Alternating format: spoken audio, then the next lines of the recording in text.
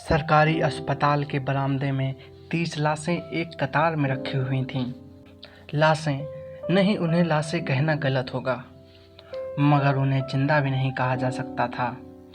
वे सूखी हड्डियों के मुर्दार ढांचे जिन पर जल्द झुर्रीदार चमड़ा मड़ा हुआ था। कलकत्ते की विभिन्न सड़कों से मुर्दे उठाकर लाए गए थे। उन्हें भूख की बीमारी हो गई थी और इसीलिए वे चलते चलते सड़क पर गिर पड़ते थे और धीरे धीरे दम तोड़ देते थे। हिंदुस्तान जैसे खराब आबो हवा के देश में जहां आए दिन एक बीमारी चल पड़ती है, यह भी एक नई बीमारी चल निकली थी। झुंड के झुंड लोग गांवों से चल पड़ते और चलते चलते बिना दाईं और बाईं पटरी का ख्याल किए गिर पड़ते और फिर उठने का नाम न लेते।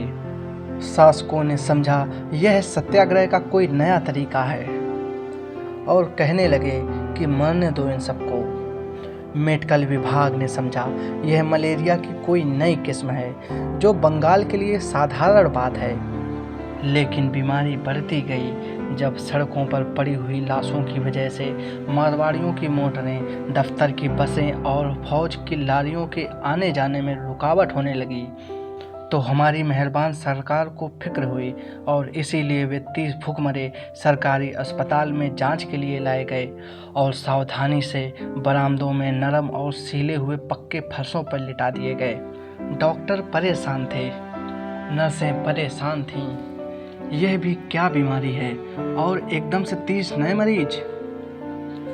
बरामदे में शांति थी, एक सुनसान कब्रगाह की तरह डरावनी खामोशी। मुर्दे खामोश थे। एकाएक खटखट की आवाज हुई और एक नर्स बरामदे की सीढ़ियों पर चढ़ती हुई दिख पड़ी।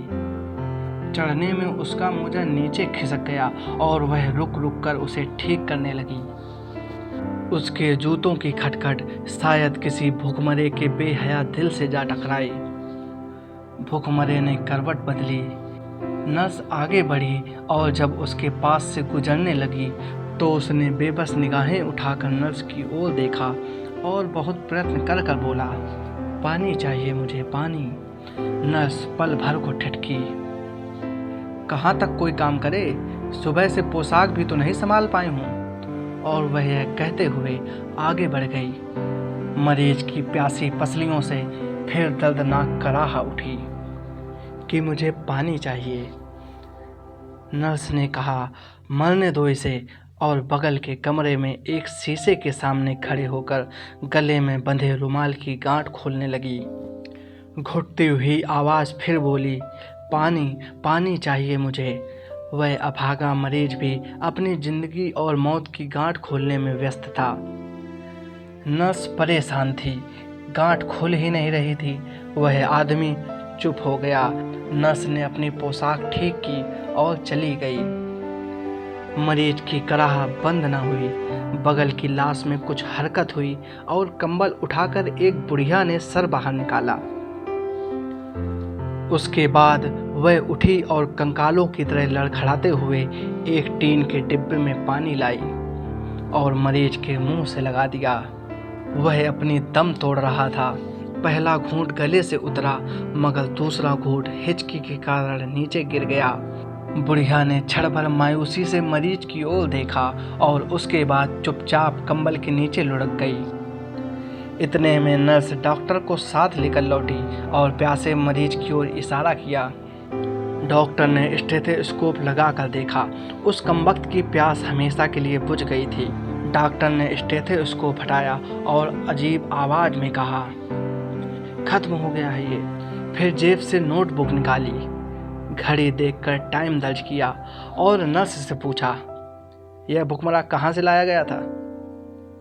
नर्स ने जवाब दिया, सप्लाई ऑफिस के सामने से। हिंदू था या मुसलमान मालूम नहीं। मालूम नहीं?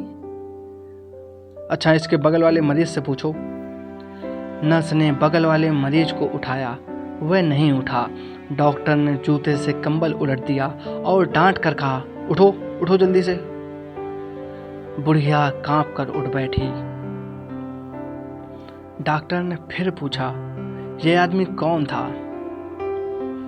बुढ़िया ने जवाब दिया, हुजूर, यह आदमी भूखा था। भूखा था?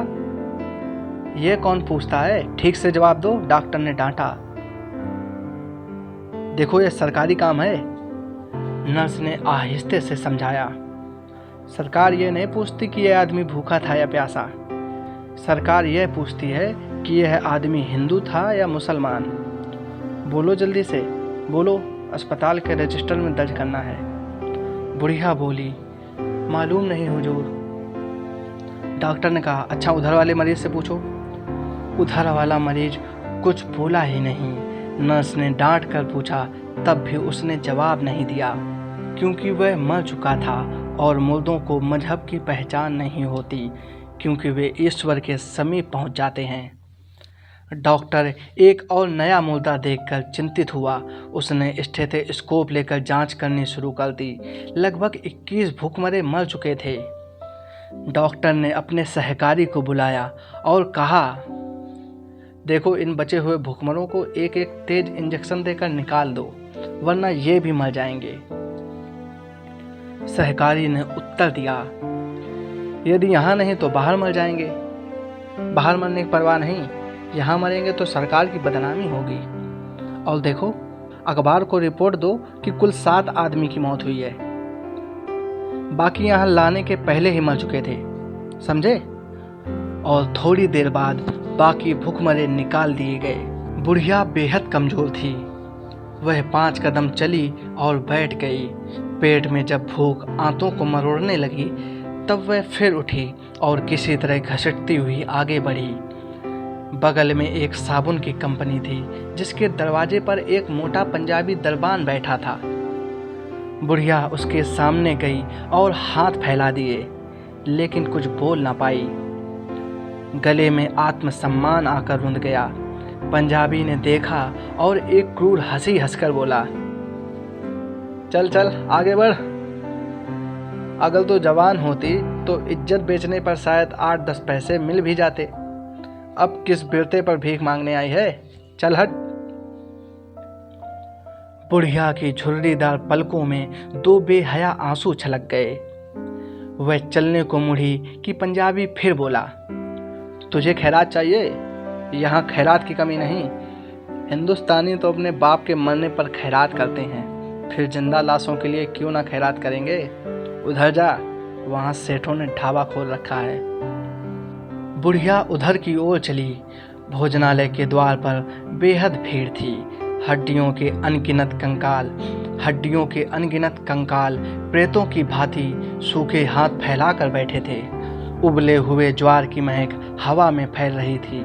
बुढ़िया ने एक गहरी सांस ली, जैसे सांसों के सहारे पेट भरने की कोशिश कर रही हो। कार्यकर्ताओं ने ज्वार की खिचड़ी से भरी हुई एक देग लाकर सामने रखी और करछुल से निकालकर ज्वार बांटने लगे। एक हंगामा सा मच गया। बुढ़िया उठी और कुत्ते को भगाकर देग खिसकाने का व्यर्थ प्रयास करने लगी। इतने में एक कार्यकर्ता चीखा, देखो, देख छू ली। हिंदू है या मुसलमान? मुसलमान मालूम होती है। निकाल दो कमबख्त को। बुढ़िया लांछना से पीड़ित होकर उठ गई। उसका कसूर क्या था? क्या मुसलमान कुत्तों से भी बदतर होते हैं? वह उठी और सर झुकाकर चल दी। सामने ही एक दूसरा ढाबा था। उसकी हिम्मत न हुई वहां जाने की, लेकिन उस पर चांद तारे का एक हरा झंडा लगा हुआ था। उसको कुछ सांत्वना हुई और वह वहां चली गई। सामने एक वॉलंटियर था और उसने रोका, यहाँ सिर्फ मुसलमानों को खाना मिलता है। बुढ़िया ने जवाब दिया, मैं भी मुस्लिम हूँ। सामने के ढाबे से खाकर आई है।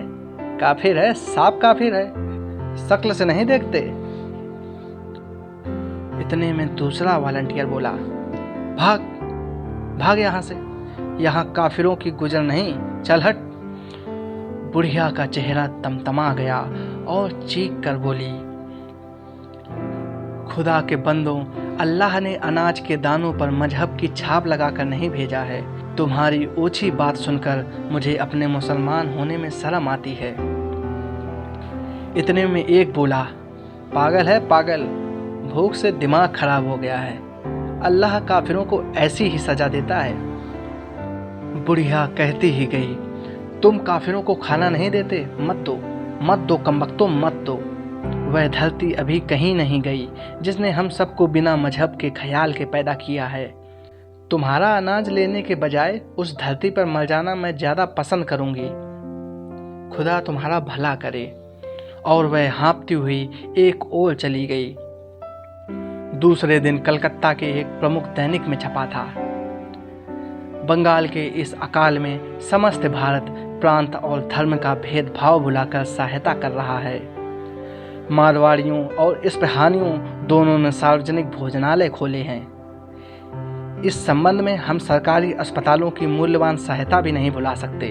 हम इन सब के हृदय से कृतज्ञ हैं। इसके नीचे एक छोटी सी नगण्य और महत्वहीन खबर छपी थी।